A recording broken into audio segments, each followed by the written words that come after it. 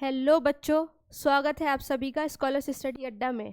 और आज हम केमिस्ट्री का metal and non metal start करने जा रहे हैं with important points of NCERT. चलिए शुरू करते हैं। मेटल्स एंड नॉन मेटल्स दोनों में क्या डिफरेंस होता है? सबसे पहले मेटल हमें पता होना चाहिए।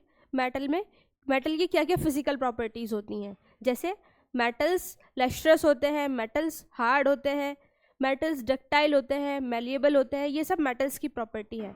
और उसी का अपोजिट जो होता है वो नॉन मेटल होता है। ठीक है, जो एनसीईआरटी में कुछ इंपॉर्टेंट पॉइंट्स दिए हैं मेटल्स के लिए वो हमें याद होने चाहिए। जैसे फर्स्ट पॉइंट क्या दिया है? मेटल्स कौन होते हैं? मेटल्स होते हैं जो ज़्यादा शाइनी सरफेस जिनके पास होता है उसी को हम मेटल कहते हैं। ठीक है, शाइनी सरफेस जैसे आप लोगों ने देखा है गोल्ड है, आयरन है, ये सब कैसे होते हैं? Pure metals in their pure state have a shiny surface. This property is called metallic luster, और इस प्रॉपर्टी को हम कहते हैं लस्ट्रस। ठीक है, मेटल की वो प्रॉपर्टी जो उसको शाइनी सरफेस प्रोवाइड करती है उस प्रॉपर्टी को हम लस्ट्रस प्रॉपर्टी कहते हैं मेटल की। ये एक पॉइंट है, ये एक प्रॉपर्टी है मेटल की। और क्या प्रॉपर्टीज गिवन है? जैसे मेटल हार्ड होते हैं, metals are generally hard, the hardness varies from metal to metal, they are generally hard, generally ये हार्ड होते हैं। ठीक है, उसने ये नहीं बोला कि हर एक मेटल हार्ड होगा, but they are generally hard. इसका मतलब कि कुछ ऐसे भी मेटल्स हैं जो हार्ड नहीं होंगे। वो कौन है? आप लोग जानते ही हैं, अभी आगे भी देखेंगे हम लोग। ठीक है, कौन से ऐसे मेटल्स हैं? You will find that some metals can be beaten into thin sheets. ऐसे मेटल्स जो थिन शीट्स में कन्वर्ट हो जाते हैं, ऐसी प्रॉपर्टी को हम मैलिएबिलिटी कहते हैं। ठीक है, जो मेटल अगर उसको बीट करने पर थिन शीट्स में कन्वर्ट हो जाए उस प्रॉपर्टी को हम मैलिएबिलिटी कहते हैं। ठीक है, did you know that gold and silver are the most malleable metals? है ना, हम लोग जानते भी हैं जैसे ज्वेलरी बनती है गोल्ड और सिल्वर की, तो वो अच्छे खासे मैलिएबल होते हैं, तभी उनकी ज्वेलरी बन पाती है, अदरवाइज वो टूट जाएंगे बीट करने पर। क्योंकि वो टूटते नहीं है, मैलिएबल होते हैं, थिन शीट्स में इजीली कन्वर्ट हो जाते हैं। तो एग्जाम्पल कौन है मैलिएबिलिटी का? Gold and silver. ठीक है, नेक्स्ट है the ability of metals to be drawn into thin wires is called ductility. अगर ये थिन वायर्स में कन्वर्ट हो जाते हैं, इस प्रॉपर्टी को हम क्या कहते हैं? डक्टिलिटी कहते हैं। तो हमने क्या क्या पढ़ा? मेटल्स जनरली लस्ट्रस होते हैं, मेटल्स जनरली हार्ड होते हैं, they are malleable, they are ductile. ठीक है, डक्टाइल्स कब होंगे? ये जब कन्वर्ट हो जाते हैं वायर की फॉर्म में। और मैलिएबल कब होंगे? जब ये थिन शीट्स की फॉर्म में कन्वर्ट हो जाते हैं। Clear? Gold is the most ductile metal. Of course ये डक्टाइल भी होगा गोल्ड, है ना, तभी तो इजीली वायर की फॉर्म में या फिर शीट की फॉर्म में कन्वर्ट हो जाता है। तो गोल्ड का ही एग्जाम्पल डक्टिलिटी के लिए गिवन है और गोल्ड का ही एग्जाम्पल मैलिएबिलिटी के लिए गिवन है। You will be surprised to know that a wire of about 2 kilometre length can be drawn from 1 gram of gold. ठीक है, it is because of their malleability and ductility that metals can be given different shapes according to our needs. Can you name some metals that are used for making cooking vessels? Do you know why these metals are used for making vessels? Let us do the following to find out the answer.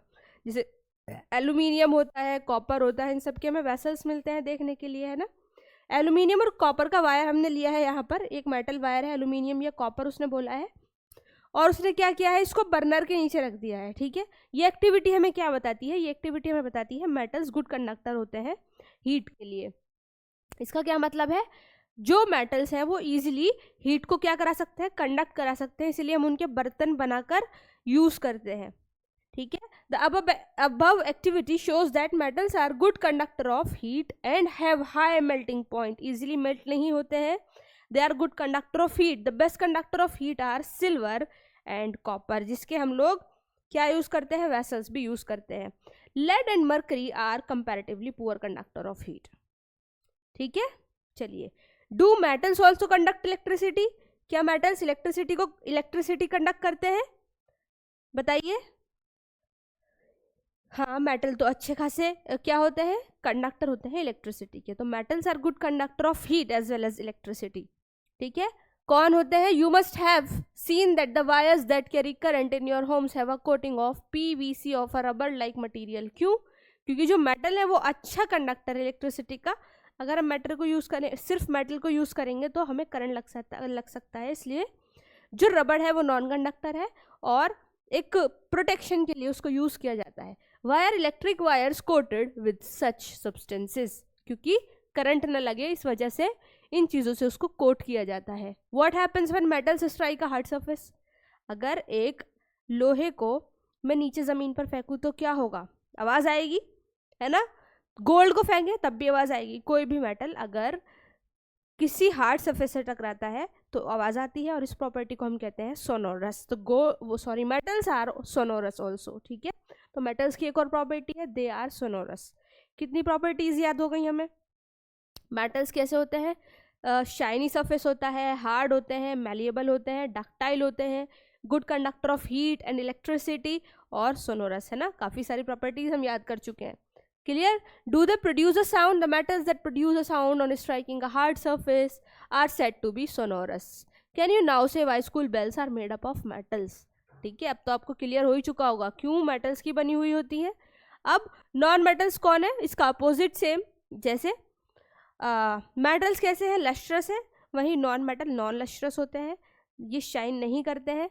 Metals generally hard होते हैं, but जो non metals हैं वो gas में भी हो सकते हैं, वो सॉलिड की फॉर्म में भी हो सकते हैं और कुछ लिक्विड की फॉर्म में भी होते हैं, ठीक है। और ये मैलिएबल और डक्टाइल भी नहीं होते, not a good conductor of heat and electricity, they are non sonorous also. Clear. तो उसका जो अपोजिट होगा वो सब नॉन मेटल की प्रॉपर्टीज है। देखिए इधर, in the previous class you have learned that there are very few non-metals as compared to metals. Some of the example of non-metals have carbon, sulfur, iodine, oxygen and hydrogen etc. The non-metals are either solids or gases except bromine which is liquid. Exceptions पूछे जाते हैं तो आपको exceptions याद रखने हैं। exception कौन है यहाँ पर, ब्रोमीन जो लिक्विड की फॉर्म में मिलता है, ठीक है। मोस्टली नॉन मेटल सॉलिड या गैस की फॉर्म में होते हैं, बट एक्सेप्शन यहाँ पर है bromine which is liquid. Do non metal also have physical properties similar to metals, अभी हमने देखा उसकी अपोजिट प्रॉपर्टीज नॉन मेटल रखते हैं, सिमिलर प्रॉपर्टीज नहीं रखते हैं, ठीक है। चलिए आगे, on the basis of observation recorded in the table 3.1 discuss the general physical properties of metal and non-metals in the class. You must have concluded that we cannot group elements according. अच्छा, ये table आपको fill करनी है, ठीक है। चलिए हम आगे देखते हैं।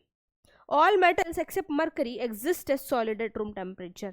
अच्छा, जितने भी मेटल्स हैं हम जानते हैं कैसे होते हैं, सॉलिड होते हैं रूम टेम्परेचर पर, बट यहाँ एक्सेप्शन होता है मरकरी। नॉन मेटल में कौन एक्सेप्शन था, ब्रोमीन विच इज लिक्विड, और मेटल्स में कौन है, मरकरी विच इज लिक्विड, ठीक है। तो ये क्या होता है, all metals except mercury exist as solid at room temperature. You have observe that metals have high melting point but gallium and caesium have very low melting point. Gallium और caesium generally solid form में मिल जाते हैं room temperature पर, but इनका melting point बहुत ज़्यादा लो होता है, तो हल्का सा टेम्परेचर इंक्रीज करते ही ये कन्वर्ट हो जाते हैं, ये मेल्ट हो जाते हैं, ठीक है। These two metals will melt if you keep them on your palm. Clear हुआ। नेक्स्ट है iodine. Iodine is a non metal but it is lustrous, ये भी एक एक्सेप्शन है। Non metals generally non lustrous होते हैं क्योंकि metals are lustrous, but iodine एक ऐसा नॉन मेटल है जो लस्ट्रस है, ठीक है। कार्बन एक नॉन मेटल होते हुए भी एग्जिस्ट करता है अलग अलग फॉर्म में। This form is called an allotrope. Carbon की अलग अलग फॉर्म क्या कहलाती हैं, एलोट्रॉप, और कौन कौन है, diamond and graphite and buckminster fullerene. अभी हम आगे देखेंगे इसके एलोट्रॉप्स क्या है। Diamond an allotropic form of carbon is the hardest natural substance known and has a very high melting and boiling point, ठीक है। तो डायमंड एक हार्डेस्ट सब्सटेंस नोन है, जो सबसे ज़्यादा हार्डेस्ट सब्सटेंस माना जाता है उसको हम डायमंड कहते हैं, और इसका मेल्टिंग और बॉइलिंग पॉइंट बहुत ज़्यादा होता है। Whereas graphite another allotrope of carbon is a conductor of electricity, ठीक है। Alkali metals are so soft that they can be cut with a knife, they have low densities and low melting points.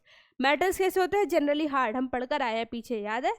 अभी हमने क्या देखा था, metals are generally hard, देखिए ये line NCERT ने खुद लिखी है, they are generally hard. But यहाँ पर क्या कह रहा है, वो जो एल्कली मेटल्स हैं वो इतने हार्ड नहीं होते, they are soft and they can be cut with knife. ये क्वेश्चन पूछा जाता है, कौन सा मेटल नाइफ से इजीली कट किया जा सकता है? आंसर है पोटेशियम या फिर इसका आंसर है सोडियम। ठीक है, क्लियर? तो एक्सेप्शंस अच्छे से याद कर रहे हैं, इनसे क्वेश्चन पूछे जाते हैं। क्लियर? चलिए, most non metal produce acidic oxides when dissolve in water. Elements can be more classified as metal and non metal on the basis of their chemical properties. अब हमें क्या पढ़ना है? केमिकल प्रॉपर्टीज पढ़नी है। अच्छा, ये क्वेश्चंस खुद करिएगा आप। ठीक है, केमिकल प्रॉपर्टीज हम लोगों को देखनी है मेटल्स की, क्या होती है केमिकल प्रॉपर्टीज। अभी हमने फिजिकल प्रॉपर्टीज देखी हैं, अब हमें केमिकल प्रॉपर्टीज देखनी है। यहाँ आप डिफरेंस लिखेंगे, मेटल नॉन मेटल में क्या डिफरेंस है। मेटल कैसे होते हैं? जनरली हार्ड, अभी हमने पढ़ा, they are generally hard.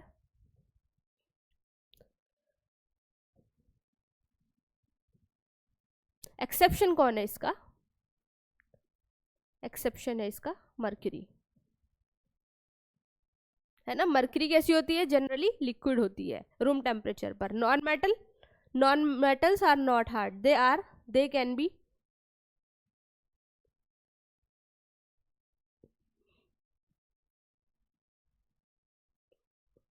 solid and gas, और they are lustrous, sonorous, और क्या है? lustrous है, sonorous है, good conductor of electricity, conductor of heat and electricity,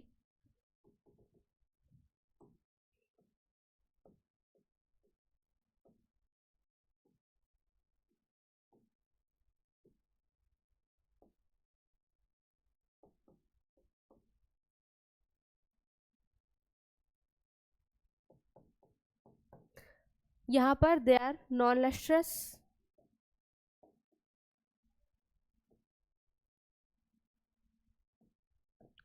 not sonorous, poor conductor of heat and electricity.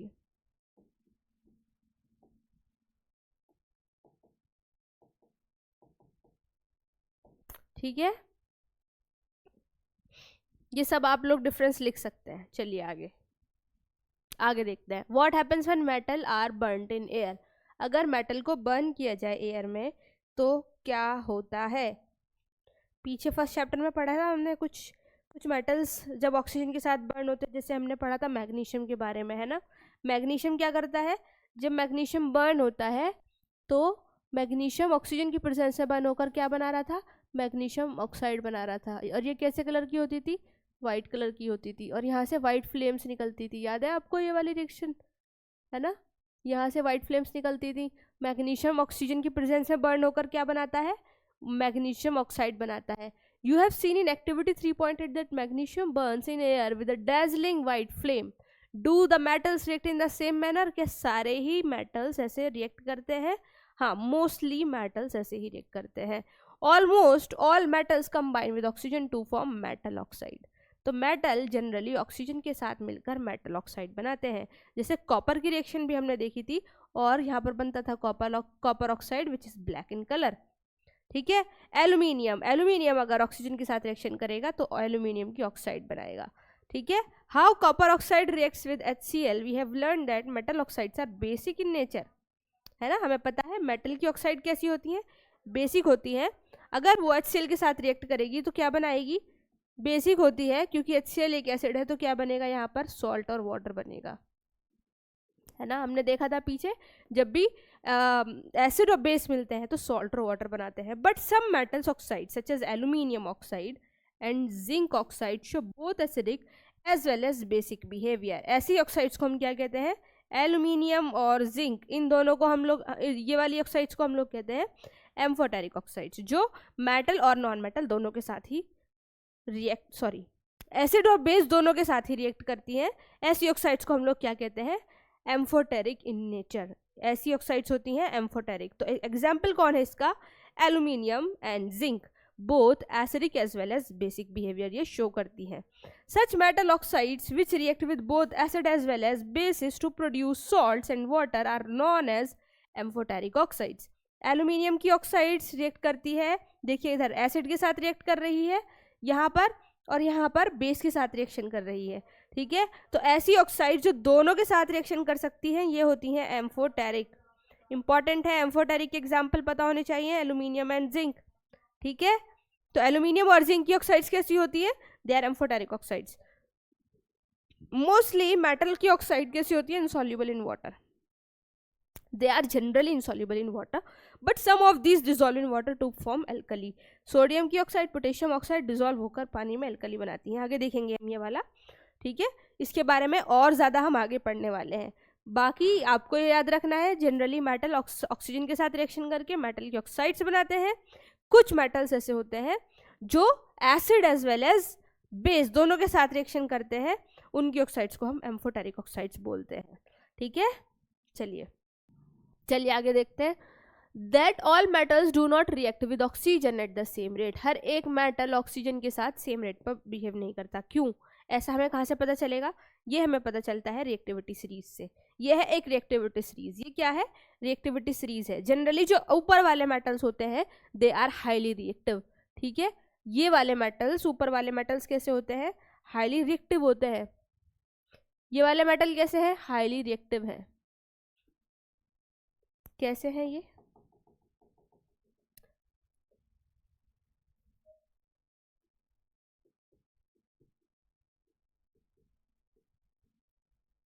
नीचे वाले मेटल्स कैसे हैं, लेस रिएक्टिव है। तो ऊपर वाले मेटल्स बहुत जल्दी रिएक्ट करते हैं ऑक्सीजन के साथ और बनाते हैं मेटल की ऑक्साइड्स, ये कहना चाह रहा है ये, ठीक है।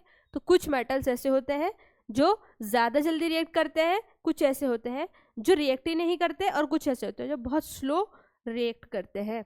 Different metals show different reactivities towards oxygen, ठीक। आगे देखिए, metal such as potassium and sodium react so vigorously that they catch fire if kept in the open. जैसे यहाँ पर ये रिएक्टिविटी सीरीज में देखिए इन दोनों मेटल्स की बात हो रही है। ये इसकी ट्रिक है याद करने की, ठीक है। इस रिएक्टिविटी सीरीज को याद करना है सबको, इस ट्रिक से आप लोग याद कर सकते हैं। पोटेशियम और सोडियम इतने हाईली रिएक्टिव होते हैं, ऑक्सीजन के साथ रिएक्ट करते हैं ईजिली, बहुत ईजिली रिएक्ट करते हैं, और इनको प्रोटेक्ट करने के लिए हमें इनको केरोसिन ऑयल के अंदर रखना पड़ता है। अगर हम इनको ऐसे ही खुले में रख देंगे तो ये इजीली क्या कर सकते हैं, फायर को कैच कर लेते हैं। Hence to protect them and to prevent accidental fires they are kept immersed in kerosene oil, ठीक है। केरोसिन के ऑयल के अंदर हम इसको रखते हैं, और जो केरोसिन ऑयल है वो इसको प्रोटेक्टिव लेयर प्रोवाइड करती है, जिसकी वजह से ये ऑक्सीजन से रिएक्ट नहीं कर पाते हैं, ठीक है। And at ordinary temperature, the surface of metals such as magnesium, aluminium, zinc, lead, etc. are covered with a thin layer of oxide. The protective layer prevents the metal from further oxidation. Iron does not burn on heating, but iron fillings burn vigorously. अच्छा ये देखिए, iron जो होता है, iron की fillings छोटे छोटे piece होते हैं आयरन के, ठीक है। अगर हम ऐसे ही नॉर्मली आयरन को प्रेजेंस ऑक्सीजन की प्रेजेंस में रख देंगे तो क्या होगा, वो इजीली बर्न नहीं होगा, बट जो आयरन की फिलिंग जो छोटे छोटे पीस होते हैं वो बहुत जल्दी क्या करते हैं, आग को पकड़ लेते हैं, ठीक है। तो iron does not burn on heating but iron filings burn vigorously when sprinkled in the flame of the burner, ठीक है। बहुत छोटे छोटे पीसेस आयरन के बहुत जल्दी से आग पकड़ लेते हैं, बट अगर हम नॉर्मली आयरन को बर्न करेंगे तो बर्न नहीं होगा। Copper does not burn but the hot metal is coated with a black coloured layer of copper oxide. ये तो आपको पता ही है, कॉपर क्या होता है, ऑक्सीजन की प्रेजेंस में क्या बनाता है, कॉपर की ऑक्साइड बनाता है which is black in colour, ठीक है। Silver and gold do not react with oxygen even at high temperatures. Clear कुछ हुआ आपको, ठीक है।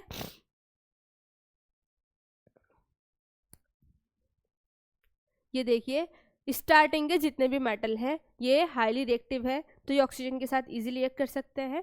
बट जैसे आयरन की बात की है उसने, आयरन कितनी नीचे आता है रिएक्टिविटी सीरीज में, ये ज़्यादा रिएक्टिव नहीं होता है, ये इजीली बर्न नहीं हो सकता, बट आयरन की फिलिंग्स इजीली बर्न हो जाती है। कॉपर तो हाइड्रोजन के नीचे आता है, बहुत लेस रिएक्टिव है, ठीक है। और ये क्या करता है, ऑक्सीजन के साथ मिलकर क्या बना लेता है, कॉपर की ऑक्साइड बना लेता है which is black in colour.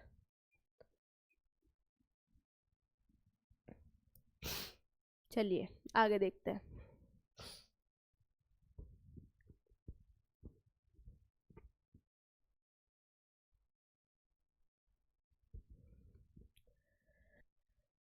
Anodising, anodising क्या होता है? Anodising is a process of forming a thick layer. ये क्या होता है? जब हम पढ़ेंगे कोरोजन, वहां पे हम एनोडाइजिंग का प्रोसेस देखेंगे, ठीक है। एनोडाइजिंग क्या है? एनोडाइजिंग क्या होता है? It is a process of forming a thick oxide layer of aluminium. Aluminium के ऊपर एक ऑक्सीजन की थिक लेयर बन जाती है। Aluminium develops a thin oxide layer when expose to air. यहाँ पर क्या होगा? जब ये एयर से एक्सपोज होता है, एल्यूमिनियम की बात हो रही है, ठीक है। एल्यूमिनियम अपने ऊपर एक ऑक्साइड की लेयर को बना लेता है, जो उसको क्या करती है? प्रिवेंट करती है। Aluminium oxide coat makes it resistant to further corrosion, ताकि आगे और कोरोजन ना हो सके, ठीक है। कोरोजन क्या होता है? जंग लगना। जैसे लोहे पे जंग लग जाता है, इसी तरीके से एल्यूमिनियम पर भी जंग लग जाता है। तो जो एल्यूमिनियम है वो क्या कर लेती है? अपने ऊपर एक ऑक्साइड की लेयर बना लेती है, ताकि फर्दर कोरोजन ना हो, ठीक है। The resistance can be improved further by making the oxide layer thicker, और ये ऑक्साइड की लेयर थिक होती जाती है। During anodising a clean aluminium article is made the anode and is electrolysed with dilute sulphuric acid. Anodising के process में क्या होता है? एक एल्यूमिनियम का आर्टिकल जो एनोड बनाता है, और ये क्या होता है? डाइल्यूट सल्फ्यूरिक एसिड की उसमें प्रेजेंस होता है, जो क्या होगा? इलेक्ट्रोलिसिस कराया जाएगा। The oxygen gas evolved eight the anode react with aluminium to make a thicker protective oxide layer.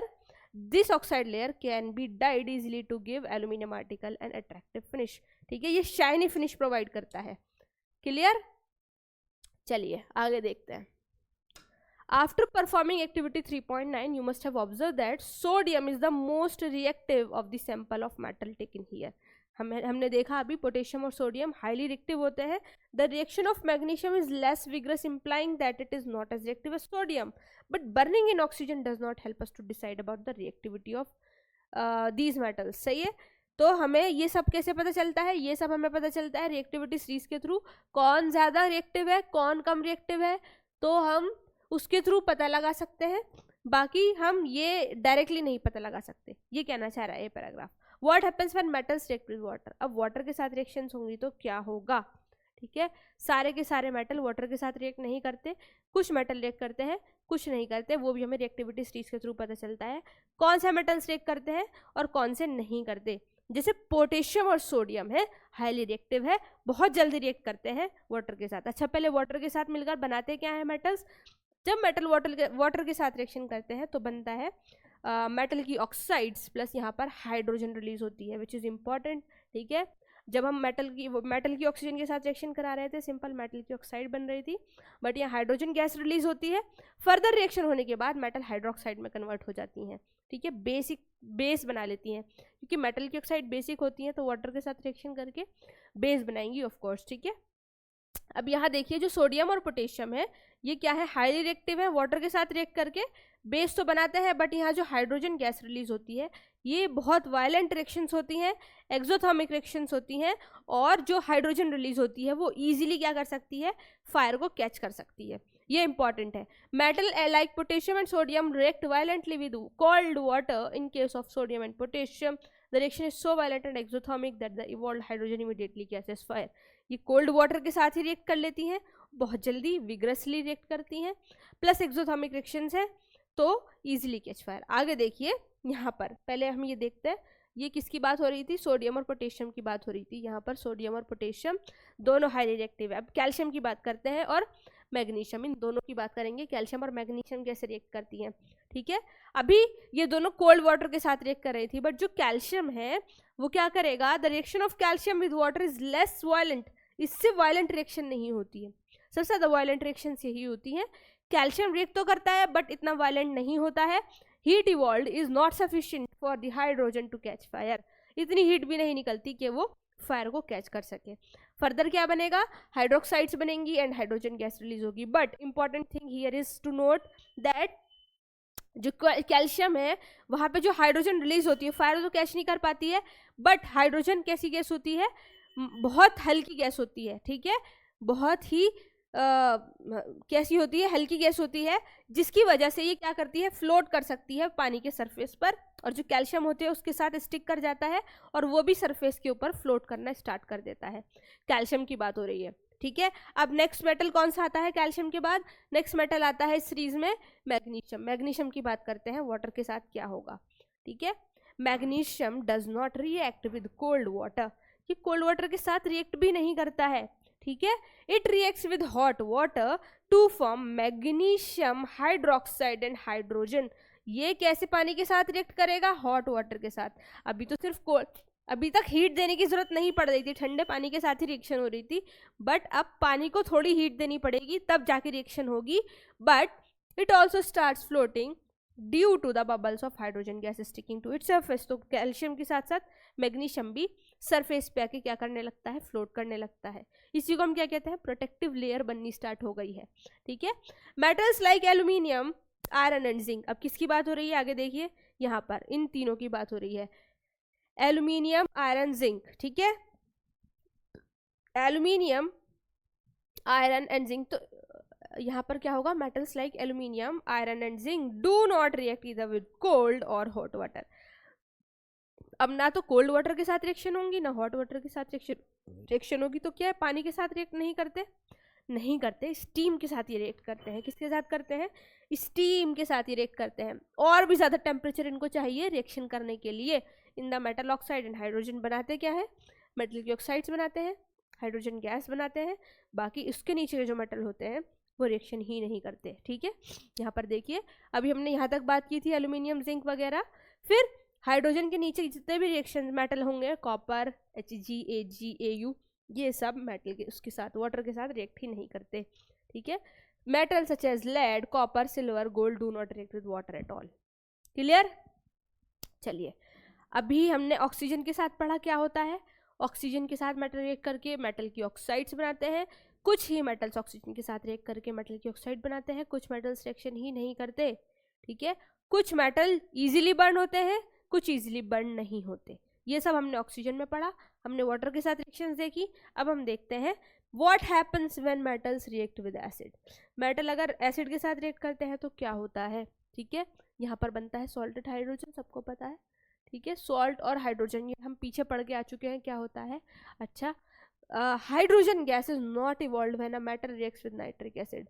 एक चीज़ है यहाँ पर, नॉर्मली जो मेटल होते हैं वो एसिड के साथ रिएक्ट करके हाइड्रोजन गैस को रिलीज करते हैं, ठीक है। बट जो HNO3 है, HNO3 क्या है? ये भी एक एसिड है ना। हाइड्रोजन गैस यहाँ पर इवॉल्व नहीं होती जब मेटल्स HNO3 के साथ रिएक्शन कराते हैं। Hydrogen gas is not evolve when a metal reacts with nitric acid. It is because HNO3 is a strong oxidizing agent. It oxidizes the hydrogen produces to water and itself get reduced to any of the nitrogen oxide. ठीक है, HNO3 एक बहुत अच्छा oxidising agent होता है। Oxidising agent का क्या मतलब है? हाइड्रोजन रिलीज तो होगी बट वो हाइड्रोजन की फॉर्म में ही नहीं रहता, फर्दर उसको ऑक्सीडाइज करा देता है। किस चीज़ में? वाटर में, और खुद ऑक्सीडाइज हो जाता है नाइट्रोजन की ऑक्साइड्स में। बट मैग्नीशियम और मैग्नीज क्या करते हैं?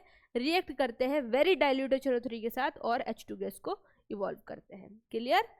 ठीक है, ये इंपॉर्टेंट है, यहाँ से क्वेश्चन पूछ लिया जाता है। नेक्स्ट चलिए, एक्वा रेजिया क्या होता है? एक्वा रेजिया रॉयल वाटर भी कहते हैं इसको। Is a freshly prepared mixture of concentrated HCl and concentrated nitric acid in the ratio of 3:1। ये रेशो पता होना चाहिए आपको। और क्या क्या इसमें इंक्लूडेड है? Concentrated HCl and concentrated nitric acid in 3:1. It is called aqua regia.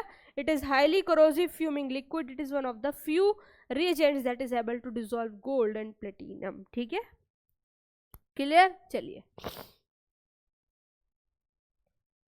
आगे देखते हैं। How do metals react with solution of other metal salts.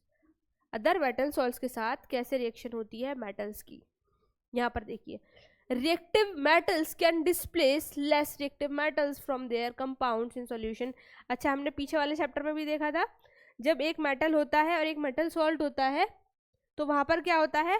Highly reactive metal less reactive metal को डिस्प्लेस कर देता है, उसकी जगह पर आकर बैठ जाता है। ठीक है, जैसे यहाँ पर मेटल है एक और सॉल्ट सोल्यूशन है मेटल बी का, यहाँ पर क्या होगा? मेटल डिस्प्लेस करेगा, ये इसको डिस्प्लेस करेगा। अगर ये हाईली रिएक्टिव है, अगर लेस रिएक्टिव है तो डिस्प्लेस नहीं करेगा। ठीक है, पीछे पढ़ चुके हैं हम ये वाली रिएक्शंस। ये वाली रिएक्शन फर्स्ट चैप्टर में पढ़ी थी, है ना, डिस्प्लेसमेंट रिएक्शन में, याद करो। चलिए, रिएक्टिविटी सीरीज देख चुके हैं हम लोग, क्या है रिएक्टिविटी सीरीज। आगे देखते हैं, how do metal and non metal react. अब मेटल और नॉन मेटल कैसे रिएक्ट करते हैं हम ये देखेंगे, ठीक है। देखिए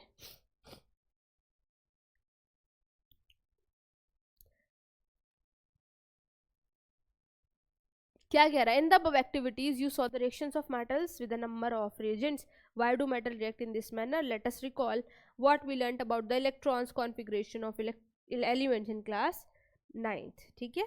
देखिए अच्छा, मेटल्स रिएक्शन क्यों करना चाहता है या नॉन मेटल रिएक्शन क्यों करना चाहता है? क्योंकि हर एक एलिमेंट चाहता है जो उसकी आउटर शेल है वो कंप्लीट होनी चाहिए। इसका क्या मतलब है, किसी भी एलिमेंट की जो आउटर शेल होती है उसमें 8 इलेक्ट्रॉन्स होते हैं और वो चाहती है वो कम्प्लीटली फिल्ड हो और नोबल गैस कॉन्फ़िगरेशन बनाए, इसलिए हर एक एलिमेंट रिएक्शन करना चाहता है, ठीक है। We learn that noble gases which have a completely filled valence shell show little chemical reactivity, है ना। जो नोबल गैसेस होती हैं वो जनरली रिएक्टिव नहीं होती क्योंकि they have already completely field shells. Clear? We therefore explain the reactivity of elements as a tendency to attain a completely filled valence shells. Let us have a look at the electronic configuration of noble gases and some metals and non-metals. चलिए आगे देखते हैं। जैसे यहाँ उसने कुछ metals की बात की है, उसने बात की है सोडियम की।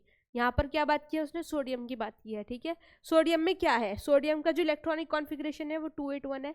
इलेक्ट्रॉनिक कॉन्फ़िगरेशन 281 क्यों है? क्योंकि इसका एटॉमिक नंबर होता है 11, है ना। कुछ एटॉमिक नंबर हमें याद करने रहते हैं, वो इम्पॉर्टेंट है, आई होप सबको याद हो।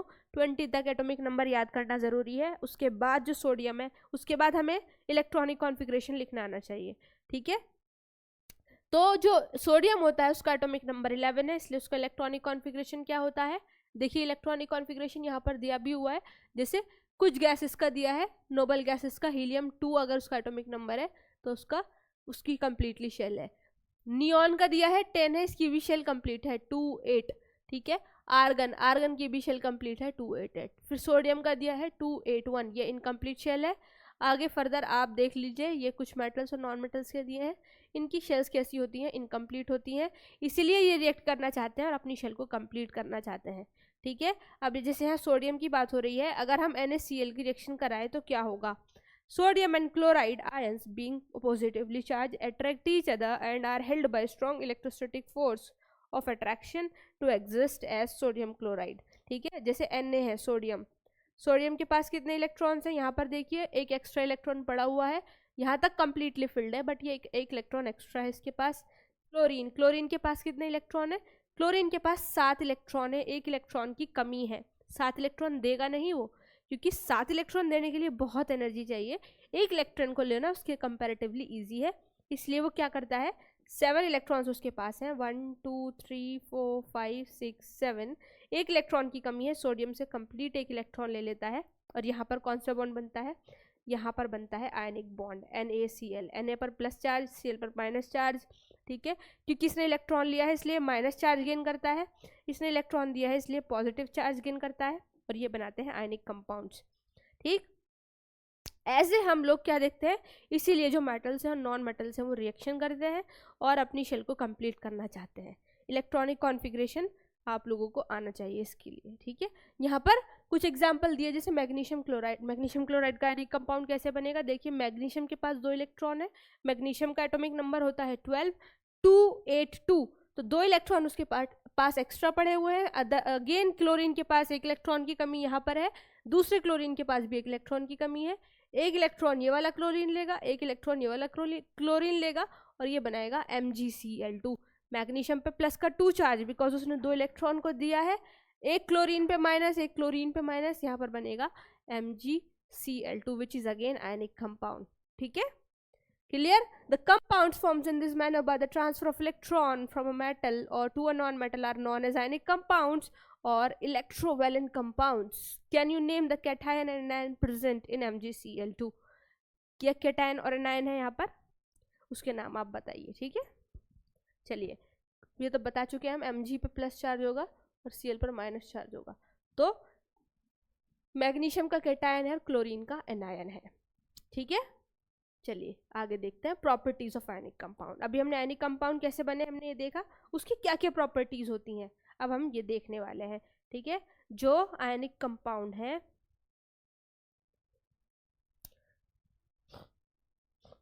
आगे चलिए देखते हैं जो आयनिक कंपाउंड्स होते हैं इनकी जो प्रॉपर्टीज होती हैं, जैसे फिजिकल प्रॉपर्टीज की बात यहाँ पर की गई है। आयनिक कंपाउंड्स सॉलिड होते हैं generally, are somewhat hard because of the strong force of attraction between the positive and negative ions, है ना। जब दो अपोजिट आयन होंगे तो स्ट्रॉन्ग फोर्स ऑफ अट्रैक्शन होगा, जिसकी वजह से वो जनरली कैसे होते हैं, हार्ड होते हैं। These compounds are generally brittle and break into pieces when pressure is applied. Generally brittle nature के ये होते हैं। जैसे आपने सॉल्ट देखा है NaCl, कैसा होता है, इजीली क्या हो सकता है, टूट सकता है अगर हम उसको प्रेशर अप्लाइड किया जाए तो उस पर, ठीक है।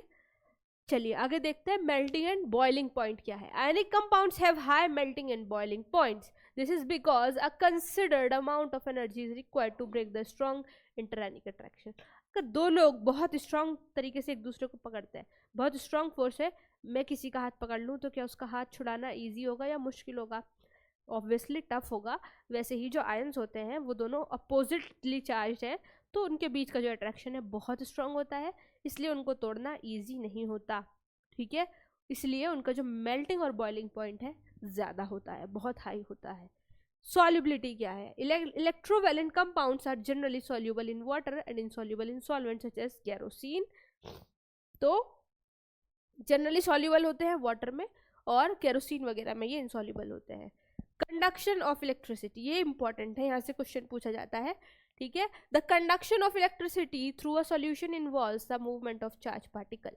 अ solution of an ionic compound in water contain ions. अब क्या होगा, जो आयनिक कंपाउंड होते हैं, अगर मैं उनको सॉलिड फॉर्म में चाहूँ उससे इलेक्ट्रिसिटी कंडक्ट कराना तो क्या वो कंडक्ट करेंगे? अगर मैं सॉल्ट का एक पीस लेकर उसके ऊपर इलेक्ट्रिसिटी को कंडक्ट कराना चाहूँ तो क्या इलेक्ट्रिसिटी कंडक्ट होगी? Of course not. बट अगर मैं वही सॉल्ट पानी में डाल दूँ तब इलेक्ट्रिसिटी कंडक्ट कराऊँ तो ज़्यादा इलेक्ट्रिसिटी कंडक्ट होगी कंपैरेटिवली अगर हम नॉर्मल वाटर से इलेक्ट्रिसिटी को कंडक्ट कराते हैं। ऐसा क्यों होगा? क्योंकि जो सॉल्ट है वो आयंस में ब्रेक डाउन होता है, और आयन क्या होते हैं, अच्छा कंडक्शन कराने के लिए रिस्पॉन्सिबल होते हैं, ठीक है। तो मोल्टन स्टेट में अच्छी इलेक्ट्रिसिटी को कंडक्ट करते हैं ionic compound. The conduction of electricity through a solution involves the movement of charge particle, देखिए, ठीक है। अ solution of an ionic compound in water contains ions which move to opposite electrodes when electricity is passed through the solution. Ionic compound in the solid state do not conduct electricity because movement of ions in the solid is not possible due to their rigid structure. Solid form में वो electricity को नहीं conduct कर सकता, but ionic compound conduct electricity in molten state. Molten मतलब अगर हम उसको मेल्ट कर दे, this is possible in the molten state since the electrostatic force of attraction between the oppositely charged ions are overcome due to heat, thus the ions move freely and conduct electricity, ठीक है। ये important portion है, यहाँ से question पूछा जाता है, ठीक है, समझ आया। चलिए आगे देखते हैं। ये occurrence of metal. Occurrence of metal का क्या मतलब है? जो मेटल्स होते हैं वो हमें कहाँ से मिलते हैं, आप सब लोगों को पता है, अर्थ क्रस्ट से मिलते हैं, ठीक है। बट वो हमें प्योर फॉर्म में नहीं मिलते, उसके साथ कुछ ना कुछ इम्प्योरिटी इन्वॉल्व होती है, ठीक है। तो देखिए, the earth crust is the major source of metals. Sea water also contains some soluble salt such as sodium chloride, magnesium chloride, etc. ऐसे एलिमेंट और compound which occur naturally in the earth crust is called minerals. हम उनको क्या कहते हैं? Minerals कहते हैं, ठीक है। At some places, minerals contain a very high percentage of a particular metal and a metal can be probably extracted from it. देखिए, अब देखिए मिनरल और में क्या डिफरेंस होता है। जो और किसको कहते हैं? और होती है जब मिनरल जो है उसके साथ, मिनरल क्या है एक्चुअली में मिनरल होता है जैसे द एलिमेंट्स और compounds which occur naturally in earth crust are known as mineral. Naturally जो अर्थ क्रस्ट में कंपाउंड्स मिलते हैं उनको हम सिंपल मिनरल कहते हैं। बट उसी मिनरल में जब मेटल जो हम निकालना चाह रहे हैं उसकी कॉन्सेंट्रेशन ज़्यादा है, ठीक है, उसको हम क्या कहते हैं? और कहते हैं, ठीक, क्लियर। चलिए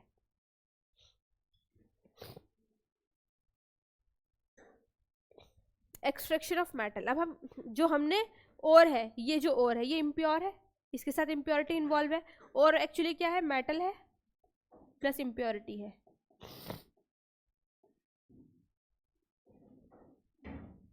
अब हमें क्या करना है?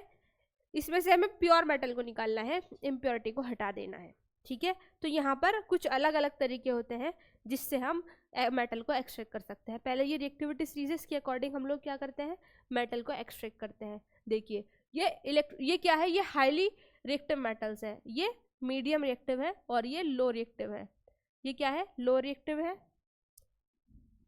ये मीडियम रिएक्टिव है और ये हाईली रिएक्टिव है।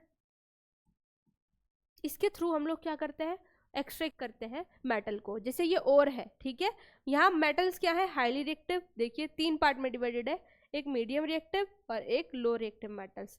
सबसे पहले हम क्या देखते हैं, जैसे for example gold, silver, platinum. यहाँ पर देखिए ये यहाँ पर क्या होगा, are found in free state. ये फ्री स्टेट में मिलते हैं, क्यों, क्योंकि ये ऐसे मेटल्स होते हैं जो लेस रिएक्टिव होते हैं। Copper and silver are also found in combined state as their sulfide or oxide ores.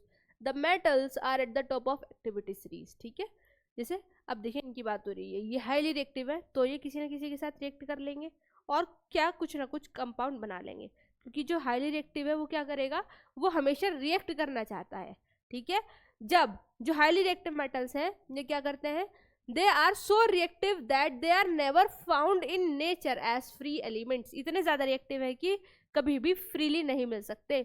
The metals in the middle of the activity series are moderately reactive. They are found in the earth crust mainly as oxides, sulfides और carbonates. ये carbonates की form में मिलते हैं, sulphides की form में मिलते हैं और ऑक्साइड्स की फॉर्म में मिलते हैं। ठीक है, कौन, ये मीडियम वाले। बाकी जो लेस रिएक्टिव है ये क्या होता है, ये जनरली हमें सल्फाइड्स की फॉर्म में मिलते हैं। This is because oxygen is a very reactive element and is very abundant on the earth. Thus on the basis of reactivity we can group the metals into following 3 categories। जैसे metal and और लो reactivity पर, फिर metals medium reactivity पर और metals high reactivity पर। इनको निकालने की अलग अलग टेक्निक्स होती हैं, इनको एक्सट्रैक्ट करने की तीनों को अलग अलग टेक्निक्स है। जो हाईली रिएक्टिव है उनकी टेक्निक अलग है, जो मीडियम रिएक्टिव है उनकी टेक्निक अलग है और जो लो रिएक्टिव है उनकी टेक्निक अलग है। ठीक है, चलिए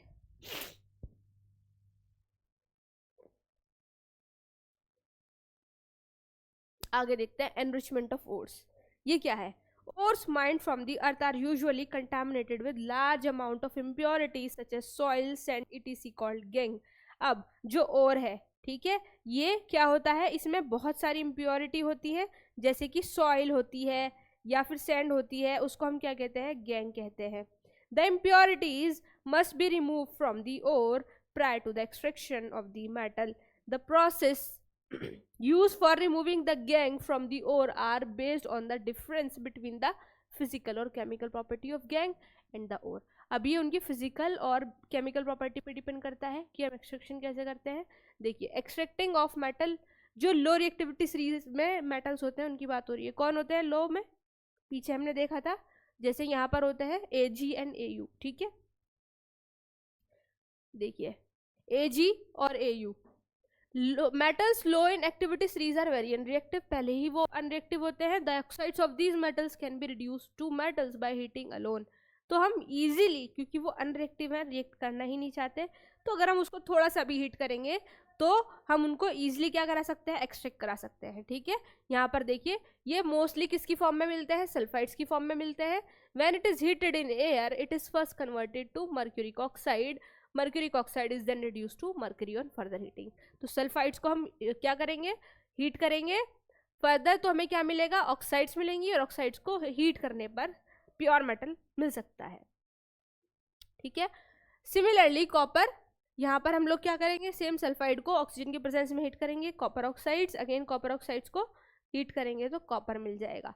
ठीक है, ये बहुत ईजी होता है जो लो रिएक्टिव होते हैं। बट अगर जो मिडिल रिएक्टिविटी सीरीज वाले हैं वो 2 टाइप के होते हैं, एक सल्फाइड होता है और एक कार्बोनेट की फॉर्म में हमें मिलते हैं। देखिए जो सल्फाइड होते हैं वो क्या है, यहाँ पर देखिए the metals in the middle of activity series such as iron, zinc, lead, copper are moderately reactive. They are usually present as sulfides as well as carbonates in nature.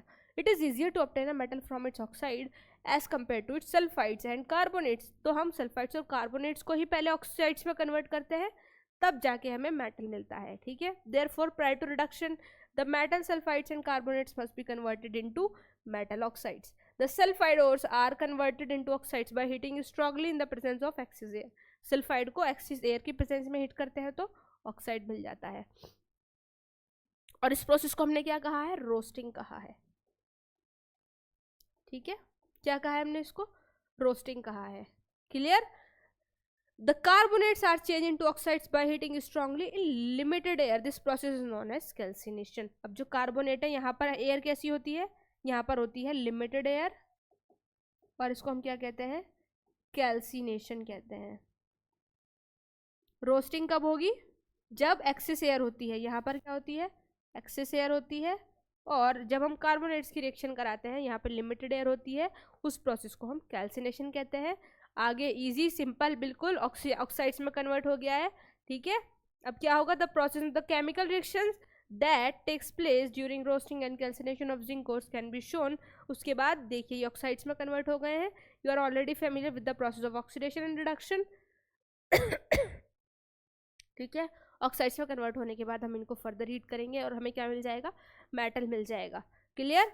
आगे देखिए, यहाँ पर ऑक्सीडेशन और रिडक्शन भी किया जाता है। You are already familiar with the process of oxidation and reduction explain in the first chapter. Obtaining metals from their compounds is also a reduction process. यहाँ पर जैसे जिंक ऑक्साइड है, अगर मैं इसको कार्बन के साथ रिएक्ट कराऊँ तो यहाँ पर क्या होगा, जिंक हमें प्योर मेटल मिल जाएगा, यहाँ पर होता है रिडक्शन। ठीक है, जो कार्बन होता है वो क्या करता है, रिड्यूस कर देता है। कार्बन एक रिड्यूसिंग एजेंट है। Beside using carbon coke to reduce metal oxide, यहाँ पर हम कार्बन की जगह कोई इससे ज़्यादा हाईली रिएक्टिव मेटल को भी यूज कर सकते हैं। देखिए सिंपल बात यह है, जब हम इसको पहले हमें जो ये बीच वाले मेटल्स होते हैं मॉडरेट वाले एक्टिविटी सीरीज में, इनका हम क्या करते हैं, ये सल्फाइड और की फॉर्म में भी मिलते हैं, हमें कार्बोनेट्स की ओर्स की फॉर्म में भी मिलते हैं। सल्फाइड्स और कार्बोनेट्स को हम क्या कराते हैं, रोस्टिंग और कैल्सिनेशन कराते हैं। ठीक है, रोस्टिंग कैल्सिनेशन कराने के बाद ये ऑक्साइड्स में कन्वर्ट हो जाते हैं। अब ऑक्साइड से या तो हम इनको हीट करके मेटल बना सकते हैं, या फिर हम इनका रिडक्शन करते हैं। रिडक्शन किस चीज़ से करते हैं, reducing agent which is carbon. Carbon इनको रिड्यूस कर देता है और मेटल की फॉर्म में कन्वर्ट कर देता है। अगर हम रिड्यूस भी नहीं करना चाहते तो हम यहाँ पर इससे ज़्यादा हाईली रिएक्टिव मेटल ले सकते हैं, जैसे जिंक ऑक्साइड है, तो जिंक से जो भी ज़्यादा रिएक्टिव होगा, हाई रिएक्टिव होगा, उसको हम यहाँ पे ले सकते हैं ताकि वो उसको डिस्प्लेस कर सके और मेटल की फॉर्म में कन्वर्ट कर सके। ठीक है, क्लियर? चलिए, ये होती है डिस्प्लेसमेंट रिएक्शन, हम पीछे पढ़ के आ चुके हैं। जैसे यहाँ पर देखिए, मैं इसकी Mn की ऑक्साइड है, मैग्नीज की ऑक्साइड है।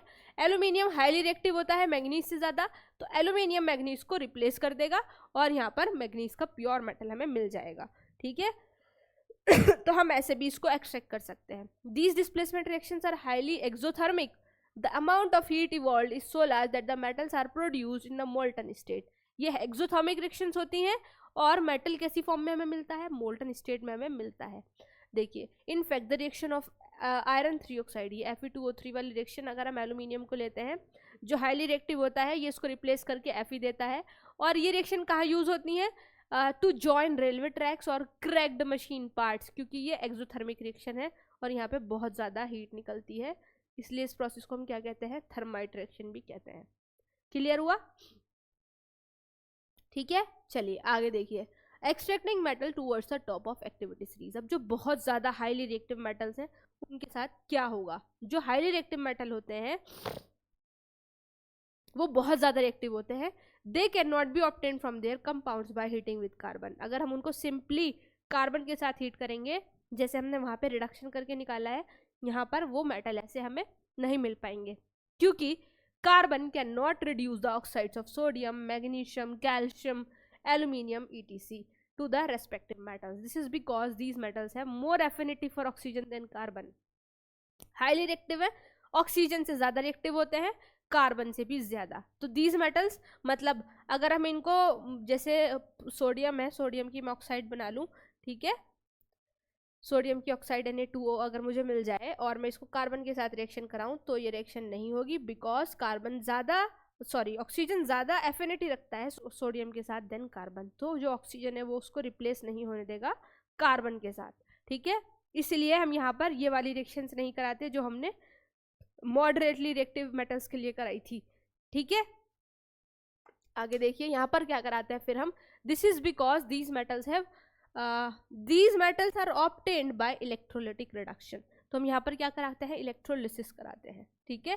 जैसे sodium, magnesium, calcium are obtained by electrolysis of their molten chlorides. देखिए यहाँ पर NaCl की हमने इलेक्ट्रोलिसिस कराई है।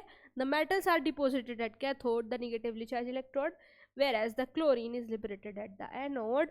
द रिएक्शन आ रहा है, जैसे कैथोड और एनोड हमने क्या बना लिया है, एक हमने ये देखिए इधर,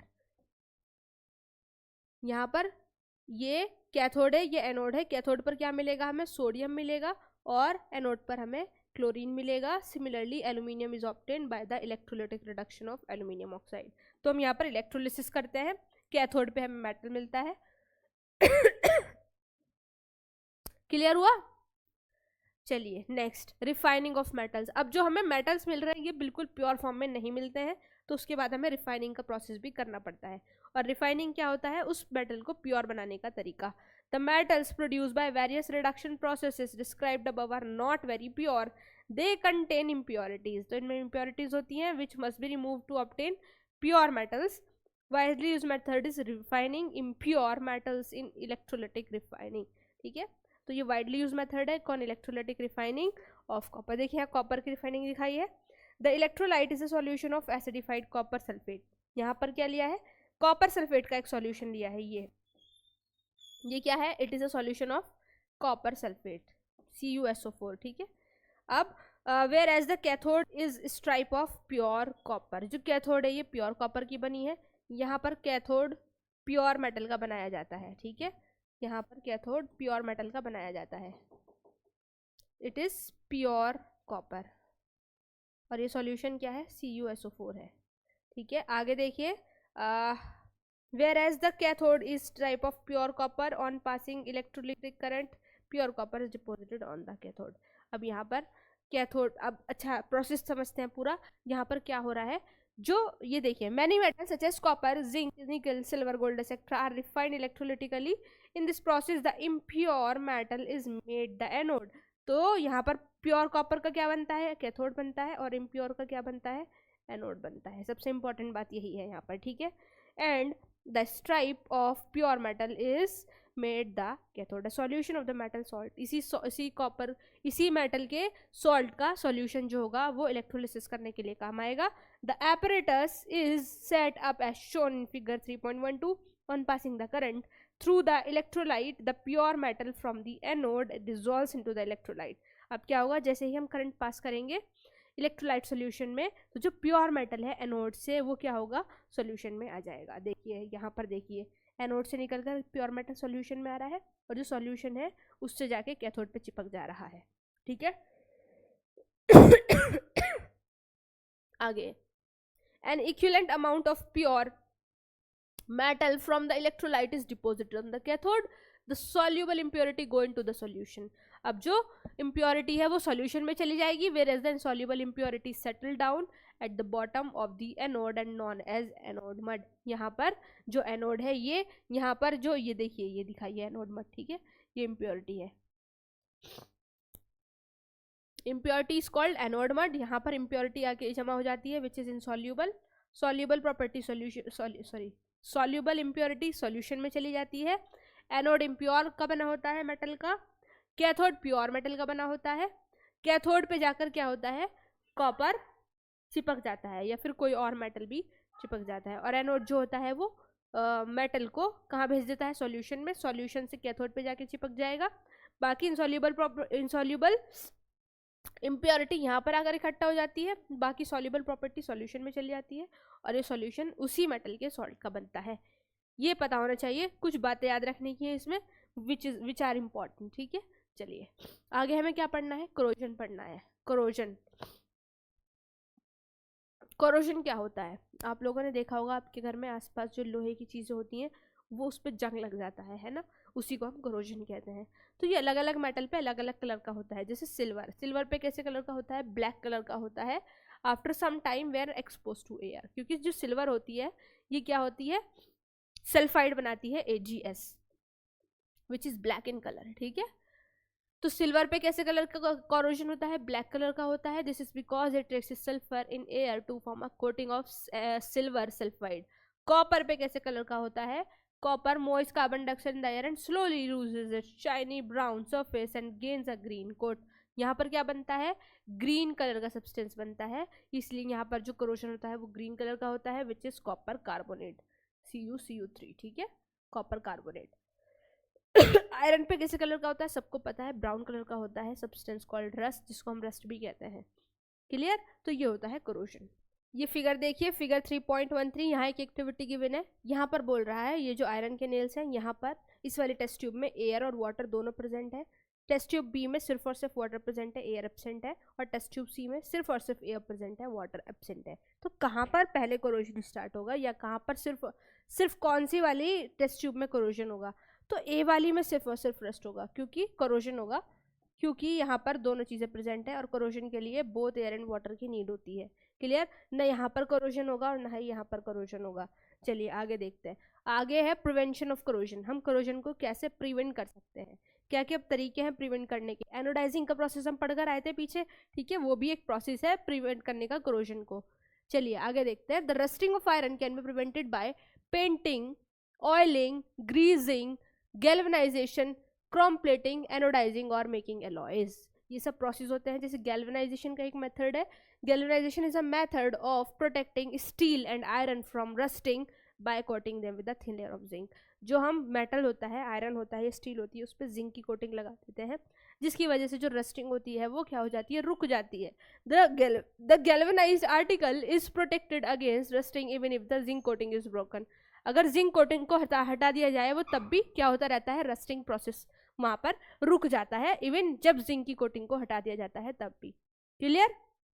Alloying is a very good method of improving the properties of a metal. We can get the desired properties by this method. For example, iron is the most widely used metal. ठीक है, सबको पता है iron जो metal है वो commonly use किया जाता है, but it is never use in its pure state. But उसको कभी भी प्योर स्टेट में यूज नहीं करते हैं। क्यों? क्योंकि वो सॉफ्ट होता है नेचर में। जी वो PDF वो बनानी है, उसकी PPT। हाँ, चैप्टर वाइज है ना वो? हाँ, चैप्टर वाइज। हाँ, टाइम तो लगेगा उसमें। हाँ, बायो की रेडी कर दीजिए। ठीक है, 7 बजे। नहीं, ठीक है, बायो की कर दीजिए आज।